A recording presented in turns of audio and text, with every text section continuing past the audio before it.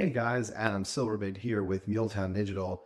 Today I want to talk about, does size matter when it comes to your website?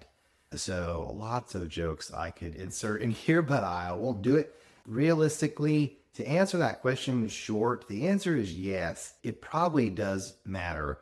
We get a lot of clients that come in here typically complaining about things like, I rebuilt my website and I lost all my SEO, or I've not gotten a phone call since I did our site. And when we look, we realize that a lot of times, whatever agency or freelance, developer, designer they worked with will take their big website and they want to simplify.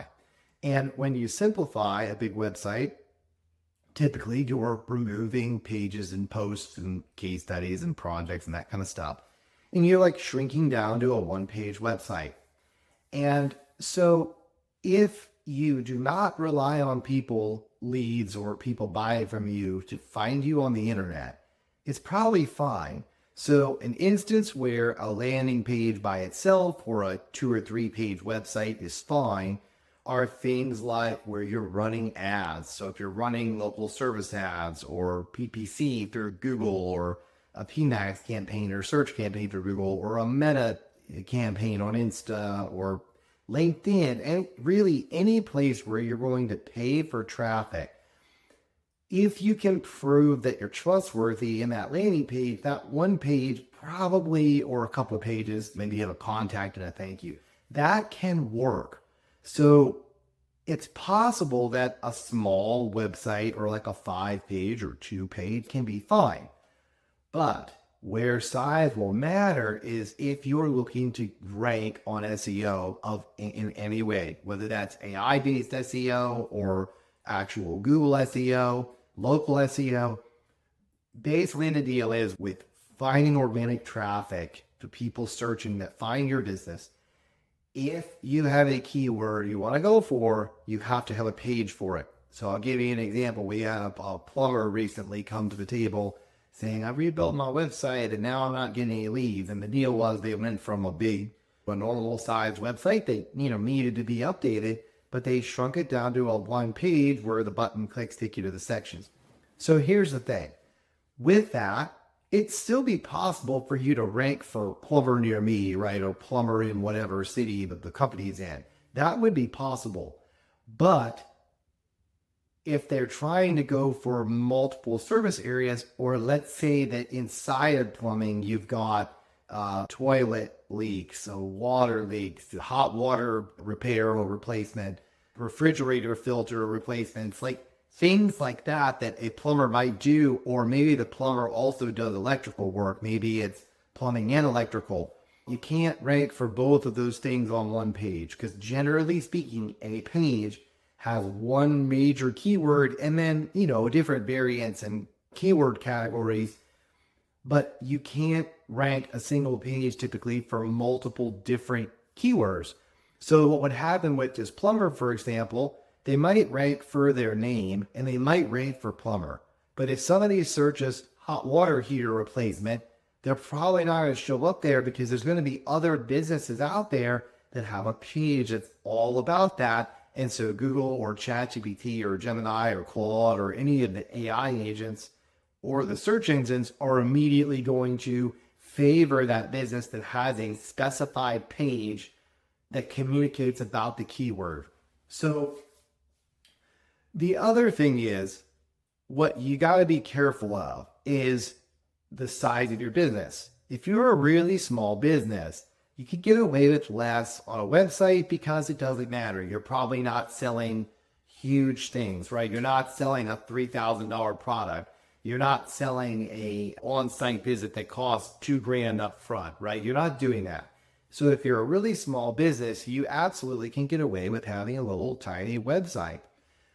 Big businesses, commercial construction, medical, industrial, agriculture, anything that's an industry where you need to look like you're big. Maybe you're going for government jobs or B2B jobs or things like that require you to look large.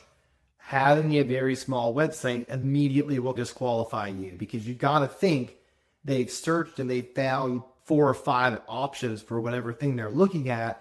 And they're going to go look at those websites. If your website only has 3 pages on it and somebody else's has 100 case studies and 30 service sets and this, like immediately you can typically tell the company with the larger website is probably a larger company. So if you're aiming to not be the big company, you could definitely go with a small site. But if you're trying to look like you're a huge business, the small website's going to come in and immediately make it not look so big.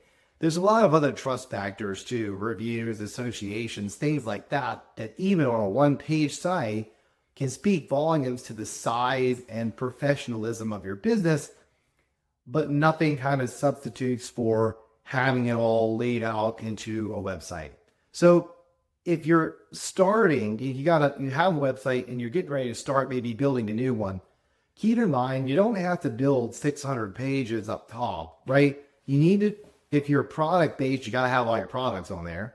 If you're service based business, B2B or B2C, it doesn't really matter. You've got to have your primary service on your homepage, page for each of your services, and then all the other things that you need to make that website. So you don't have to do 100 pages up front. You could literally build a 10-page website with a blog, and then every month you could start adding location pages or service area pages or projects or galleries or case studies, helpful resources. Anything that you can produce in the content space is ultimately just going to help you grow that website over time. So don't feel like you have to bite off a huge site at start. If you've got a small website now and you're thinking about redoing it and maybe you need more content, maybe just rebuild what you have and then add to it later. The whole point of a website in a marketing plan is that your website should be changing all the time. We are updating our website every week pretty much. A lot of our clients are sending in tickets every week. We got a new person on the team. We added a new service. We took a service away. We had new frequently asked questions for this service. We've written a blog. We want you to write us a blog. Like all these different things come in, and that website should constantly be iterating. So don't ever get hung up on having it all there out the gate. Unless you have it all there now and you're rebuilding it, then there could be some SEO loss if you don't keep all of it. But if you got a 3-page website right now and you need a 10-pager, but really you need a 50-pager, just build the 10 pages the right way, and then you can come back later and bring in those pages 1 at a time, 5 at a time, 30 at a time. It doesn't matter. You keep iterating and adding to that site.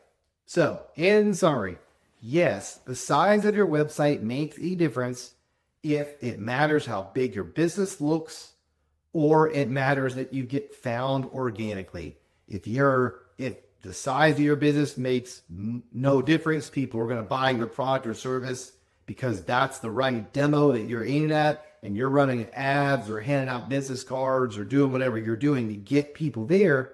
You don't have to worry about having a large website. You can just have a small one. I will tell you that most businesses that do SEO have a 20 to 30 page site, typically at bare minimum. That includes posts and stuff like that. It's very hard to rank sites with 10 pages or less, unless it's very specific and there's only like a small group of keywords you can go for. Then you can get away with that smaller site. But generally speaking, it does matter, but it doesn't matter that it's done immediately. Immediately doesn't help. You can definitely build it out over time. So if you've got a website that's humongous and you're thinking about cleaning up, you can absolutely do that. If you have a little itty site and you're thinking, I need more content, yeah, you can do that too. It's just important to understand why it matters, right? Like largely speaking, it does not matter so much if you're feeding traffic off of a meta campaign to a landing page, to a checkout, or to a call booking. You can get away with a tiny site there. But if you're looking at people searching for your business, looking at competitors, trying to decide who to work with, and you look like the smallest business with the smallest, it's just, you've got to struggle there. Because when they compare the two things together, you're going to go, ugh, yours just doesn't look as robust or professional as the next. And in theory, it could lose you some business. So pay attention to what you're doing with your website. always be iterating, which means just constantly making changes and updates. The more active you are, the better it is for your SEO, the better it is for your business, probably, because you want to keep that online storefront that you got or online salesperson all the way up to date all the time. So size your website appropriately for the goals that you have and for the tactics you're going to use, and it'll serve you super well.